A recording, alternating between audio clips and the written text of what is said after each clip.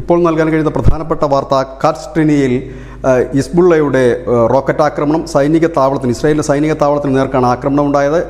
ഇന്നലെയും ഇന്ന് പുലർച്ചെയുമായി ഇസ്രായേൽ നടത്തിയ ആക്രമണത്തിൻ്റെ തിരിച്ചടിയായിട്ടാണ് ഈ ആക്രമണമെന്നാണ് ഹിസ്ബുള്ള കേന്ദ്രങ്ങൾ പറയുന്നത്. ഗോലാൻ കുന്നുകളിലുള്ള ഇസ്രായേലിൻ്റെ സൈനിക ക്യാമ്പിന് നേരെയായിരുന്നു ആക്രമണം. ഇത് ഇസ്രായേൽ സേനയും സ്ഥിരീകരിച്ചിട്ടുണ്ട്. 50ഓളം റോക്കറ്റുകളാണ് ഹിസ്ബുള്ള തൊടുത്തുവിട്ടത് എന്ന് പറയുന്നു. അതിൽ മിക്കതും അയൺ ഡോം സിസ്റ്റം ഉപയോഗിച്ച് തടയാൻ കഴിഞ്ഞു. ചിലത് കർസ്ട്രിനിൽ വലിയ നാശനഷ്ടം വരുത്തിയതായിട്ടും റിപ്പോർട്ടുകളുണ്ട്. ഏതായാലും കഴിഞ്ഞ കുറേ ദിവസങ്ങളായി, അതായത് ഇന്നലെയും ഇന്നുമായി തന്നെ ഹിസ്ബുള്ള വലിയ രീതിയിൽ തന്നെ ഉള്ള ഒരു റോക്കറ്റ് ആക്രമണവും ഡ്രോൺ ആക്രമണവുമാണ് ഇസ്രായേലിന് നേരെ നടത്തുന്നത്. ഇപ്പോൾ ഏതാണ്ട് സൈനിക ക്യാമ്പിന് നേരെ തങ്ങൾ ഈ റോക്കറ്റുകൾ തൊടുത്തുവിട്ടതെന്ന് ഹിസ്ബുള്ള പറയുന്നു. അത് സ്ഥിരീകരിക്കുകയും ചെയ്തിട്ടുണ്ട്.